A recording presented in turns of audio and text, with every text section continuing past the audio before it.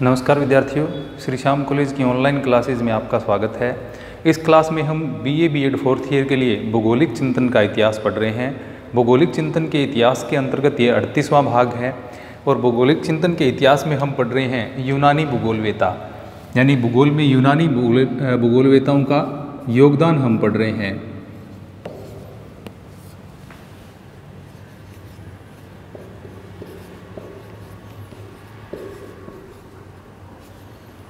यूनानी भूगोलवेता, Greek geographers. इसमें हमने पिछले क्लास में जो हेकेटियस हैं उनके बारे में हमने पढ़ा था। अब इस क्लास में हम अगले जो यूनानी विद्वान हैं हेरोडोटस, उनके बारे में पढ़ेंगे।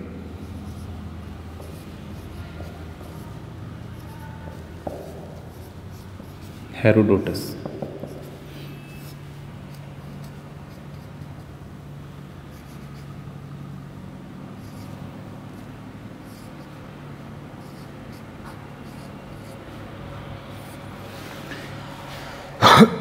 हेरोडोटस को इतिहास का पिता भी कहा जाता है, क्योंकि इन्होंने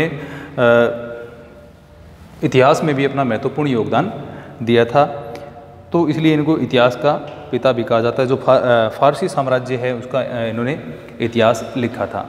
इनका जो कालक्रम है वह 485 ईसा पूर्व से 425 ईसा पूर्व माना जाता है। 485 से 425 ईसा पूर्व। तो ये इतिहास में इनका महत्वपूर्ण योगदान होने के साथ साथ ये एक भूगोलवेता भी रहे हैं, क्योंकि ये इतिहास का अध्ययन है वो भौगोलिक परिप्रेक्ष्य में करने पर ज़्यादा बल देते थे। इनका जन्म तुर्की के आयोनिया प्रांत में हेलिकार्नेसस नगर में हुआ था। आयोनिया प्रांत के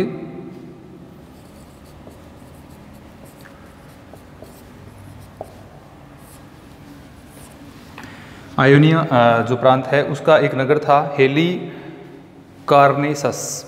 उसमें इनका जन्म हुआ था। हेलिकार्नेसस। तो ये एक प्रसिद्ध यूनानी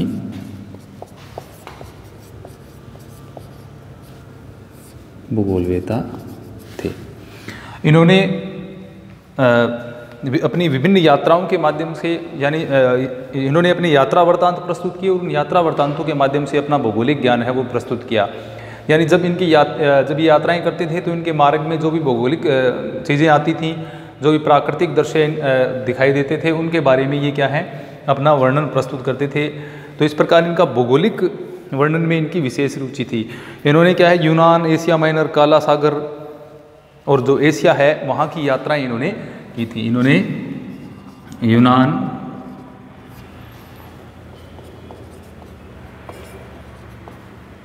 एशिया माइनर या लघु एशिया जिसको कहते हैं,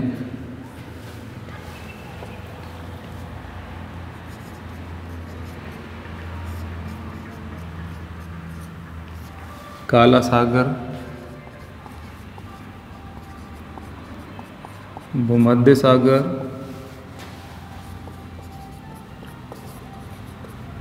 एशिया की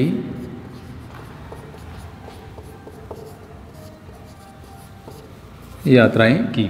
तो इन्होंने यूनान, एशिया माइनर, काला सागर और भूमध्य सागरीय और एशिया के क्षेत्रों की विभिन्न यात्राएं की थी। इन यात्रा वृत्तांतों में इन्होंने क्या है अलग अलग अपने जो वैज्ञानिक वर्णन थे उन्होंने कि यानी भूमध्य सागर और काला सागर के जो समीपवर्ती क्षेत्र हैं उनकी यात्राएं की, और इन यात्राओं के साथ ही इनका भौगोलिक वर्णन भी इन्होंने प्रस्तुत किया। यात्राएं की तथा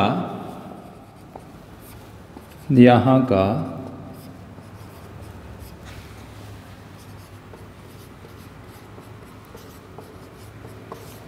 भौगोलिक वर्णन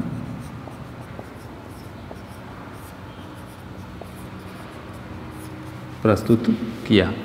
तो इन क्षेत्रों की इन्होंने यात्रा की और यहाँ का भौगोलिक वर्णन है वो इनके द्वारा प्रस्तुत किया गया था।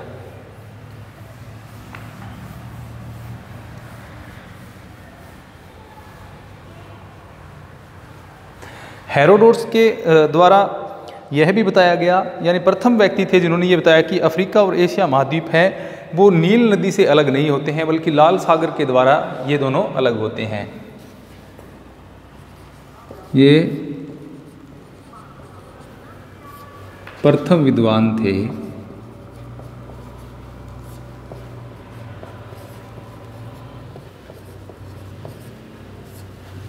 जिन्होंने अफ्रीका तथा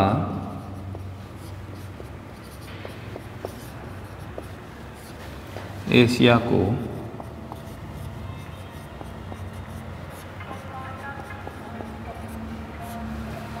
लाल सागर द्वारा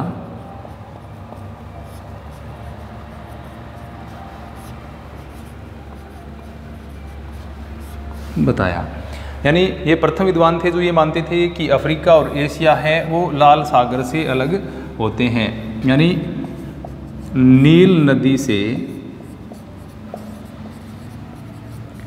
अलग न होकर ये लाल सागर के द्वारा अलग होते हैं।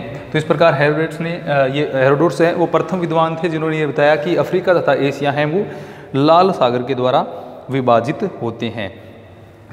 तो हेरोडोटस को जैसे कि हम जानते हैं ये एक प्रसिद्धि इनकी इतिहासकार के रूप में भी है, और इनको क्या कहा जाता है, इतिहास का पिता या इतिहास का जनक भी इनको कहा जाता है। इन्होंने फारसी साम्राज्य का इतिहास लिखा था।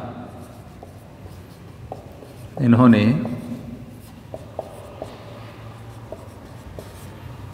फारसी साम्राज्य का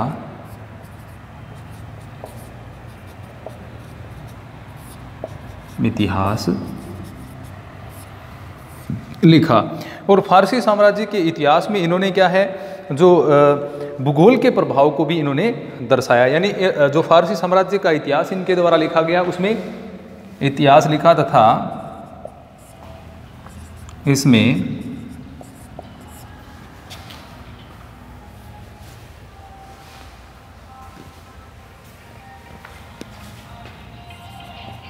भौगोलिक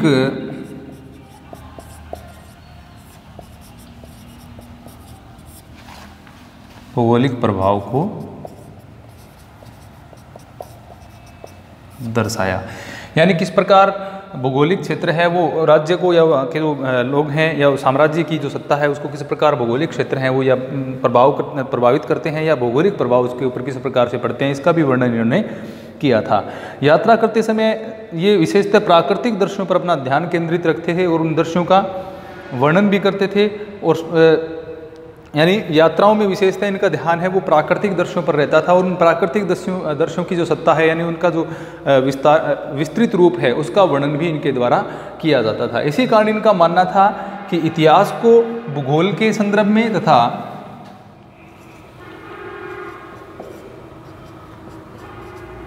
इतिहास को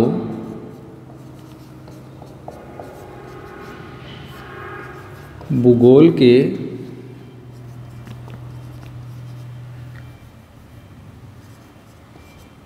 रूप में तथा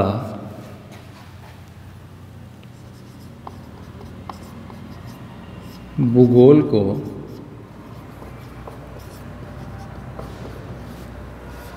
इतिहास के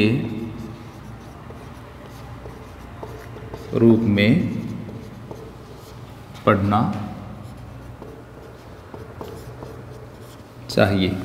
यानी अगर हमें इतिहास को पढ़ना है तो उस क्षेत्र के भूगोल को पढ़ना होगा, यानी वहाँ का भूगोल उस क्षेत्र के इतिहास से जुड़ा हुआ होगा। वहाँ की भौगोलिक क्षेत्र हैं उसके ऊपर ही उसका इतिहास निर्भर करता है, ऐसा इनका मानना था। दूसरा ये मानते हैं कि भूगोल को इतिहास के संदर्भ में पढ़ना चाहिए, यानी भूगोल है उसमें किस प्रकार कालानुक्रम विकास हुआ, उस क्षेत्र की कौन कौन सी ऐतिहासिक पृष्ठभूमि रही है, किस प्रकार का उस क्षेत्र का ऐतिहासिक कालानुक्रम रहा है, उसके आधार पर हमें भूगोल का अध्ययन करना चाहिए। तो इस प्रकार इन्होंने यह कहा था कि इतिहास है वो भूगोल पर आधारित होता है, और भूगोल है वो एक प्रकार से इतिहास के ऊपर आधारित होता है, या भूगोल के अध्ययन में ऐतिहासिक तथ्यों का सहारा लेना चाहिए। तो इस प्रकार इन्होंने क्या है, जो ईरानी राज्य का इतिहास जिन्हें लिखा, यानी जो फारसी साम्राज्य का इतिहास इनके द्वारा लिखा गया, उसमें जो भौगोलिक तथ्य हैं उनका भरपूर उल्लेख इनके द्वारा किया गया। यानी ईरानी साम्राज्य के इतिहास में या फारसी साम्राज्य का जो इतिहास इनके द्वारा लिखा गया, इसमें भौगोलिक तथ्य हैं उनका इनके द्वारा भरपूर वर्णन किया गया है, खूब इनका जिक्र किया गया है, किस प्रकार से ये साम्राज्य को प्रभावित करते हैं, भौगोलिक तथ्य इस प्रकार का वर्णन इन्होंने किया। हेरोडोटस एक महान यात्री थे, इन्होंने क्या है इटली की यात्रा की। इसके अलावा इन्होंने यह क्या है, मारमारा एवं जो बोस्फोरस जल संधियाँ हैं वहाँ से लेकर के ये युगजीन सागर तक गया था। यानी एक इटली की इन्होंने यात्रा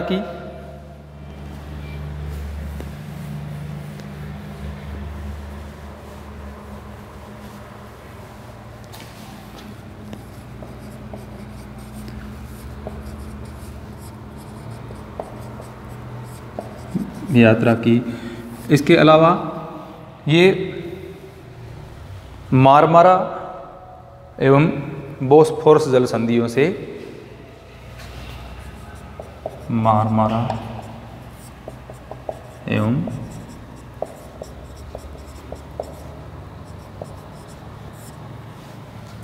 से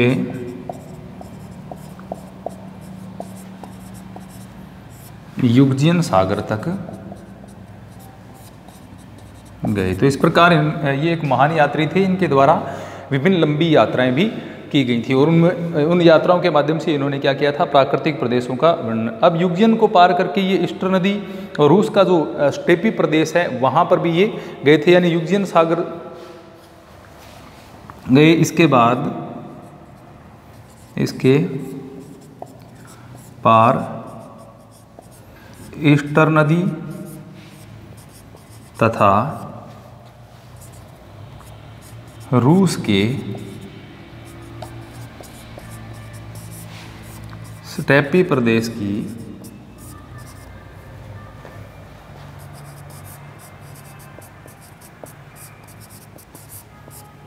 यात्रा की।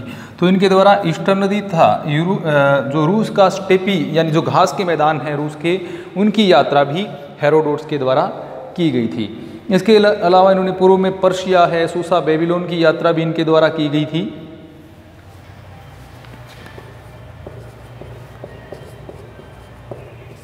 पर्शिया, ईरान,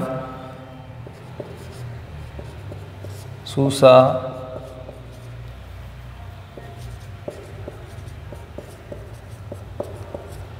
बेबीलोन, इन क्षेत्रों की यात्रा भी इनके द्वारा की गई थी। पर्शिया, सूसा और बेबीलोन की यात्रा की गई। एजियन सागर के जो द्वीप हैं, बेंजाटियम, थेरेस द्वीप की यात्रा की। दक्षिण में इन्होंने मिस्र की भी यात्राएं की थी। दक्षिण में ये मिस्र तक गए थे। दक्षिण में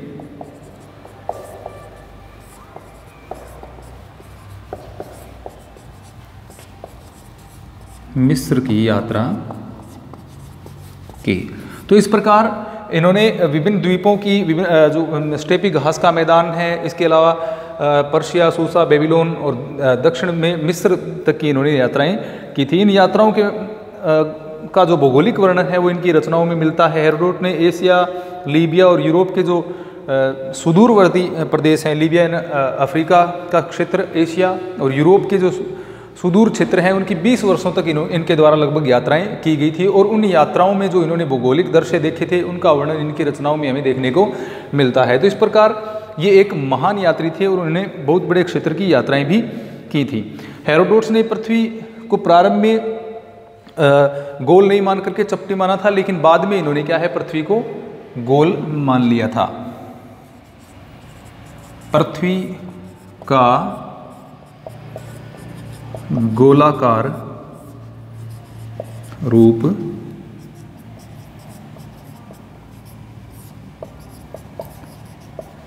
स्वीकार किया। तो इन्होंने पृथ्वी के गोलाकार स्वरूप को इनके द्वारा स्वीकार किया गया था। इन्होंने पृथ्वी पर जल, थल और नदी जो अन्य भौगोलिक लक्षण हैं उनके विवरण में साम्यता भी बताई थी। इन्होंने ये भी बताया था कि नील और ईस्टर नदियों के जो मुहाने हैं वो आमने सामने हैं, यानी नील नदी तथा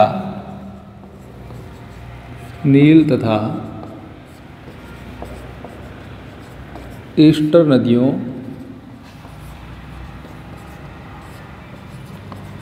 के मुहाने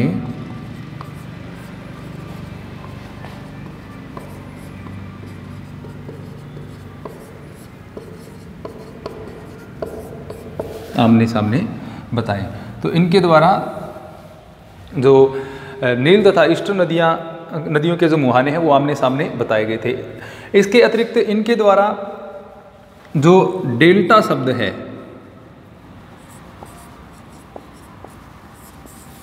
उसका प्रयोग सर्वप्रथम किया गया था, यानी नील नदी के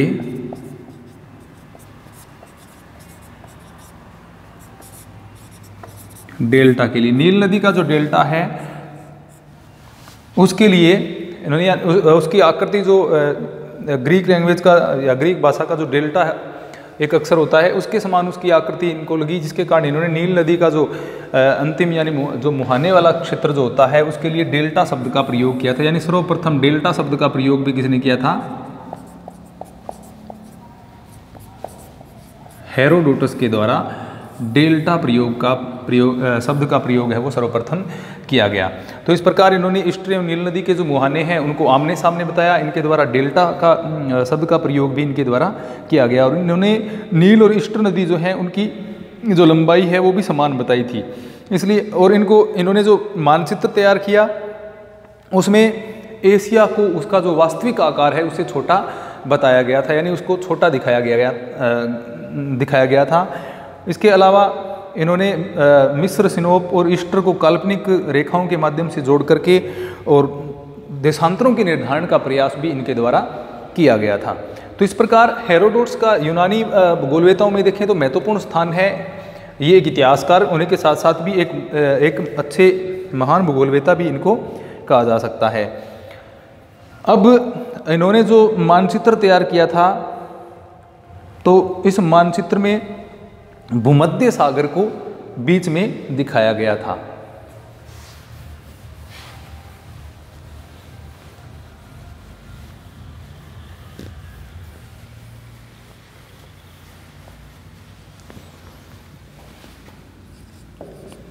इनके द्वारा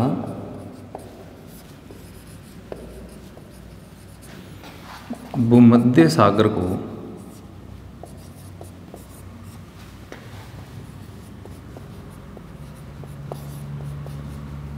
मानचित्र के मध्य में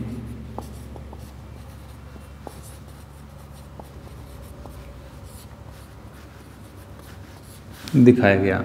यानी भूमध्य सागर है उसको जो इनके द्वारा मानचित्र तैयार किया गया था जो ज्ञात विषयों का, उसके अंदर बीच में भूमध्य सागर को और उसके दक्षिण में लीबिया या अफ्रीका को दिखाया गया था, और उत्तर में इसके यूरोप को दिखाया गया था, और पूर्व में इसके एशिया दिखाया गया था। यानी यूरोप, अफ्रीका और एशिया जो समीपवर्ती भू क्षेत्र है वो इसमें दिखाए गए थे। इस मानचित्र का विस्तार है वो पूर्व की ओर ज़्यादा देखने को मिलता है, और इसमें सिंधु नदी तथा भारत को भी दिखाया गया है। भूमध्य सागर का बीच में ऊपर उत्तर में इसके यूरोप, पूर्वी भाग जो है उसमें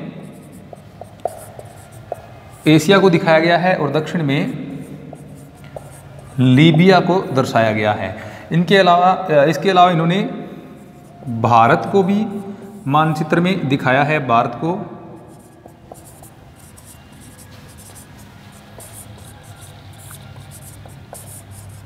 प्रदर्शित किया। इसके अतिरिक्त इन्होंने सिंधु नदी को भी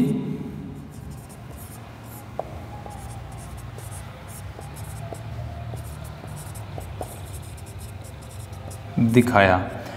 तो इन्होंने सिंधु नदी को भी अपने मानचित्र में प्रदर्शित किया था। इस प्रकार इनका जो मानचित्र है उसके मध्य में भूमध्य सागर और इसका विस्तार है वो पूर्व की तरफ ज़्यादा दिखाया गया है।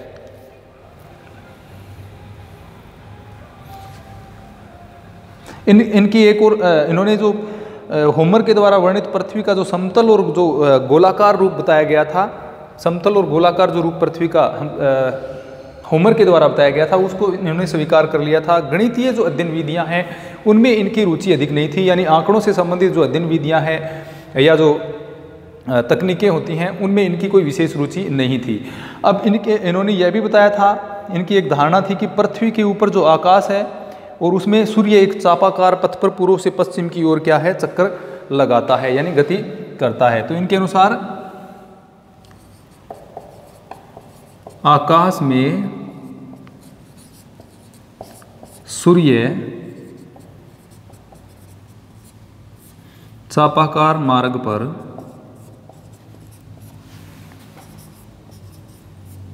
पूर्व से पश्चिम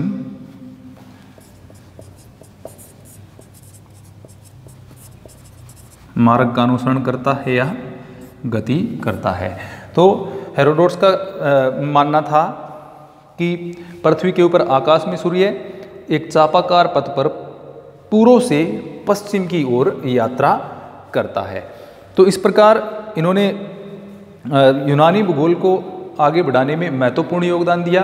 इनके द्वारा जो फारसी साम्राज्य या ईरानी जो साम्राज्य था उसका इनके द्वारा इतिहास लिखा गया और उसमें इन्होंने भौगोलिक तथ्यों का वर्णन किया। बहुत सारी इन्होंने यात्राएं की, जिसमें इन्होंने इटली की यात्रा की, भूमध्य सागरीय, लाल सागरीय या एशिया और अफ्रीका के जो क्षेत्र हैं, इसके अलावा जो स्टेपी प्रदेश हैं उसकी भी इन्होंने यात्रा की और उनका जो भौगोलिक वर्णन है वो इनके द्वारा प्रस्तुत किया गया।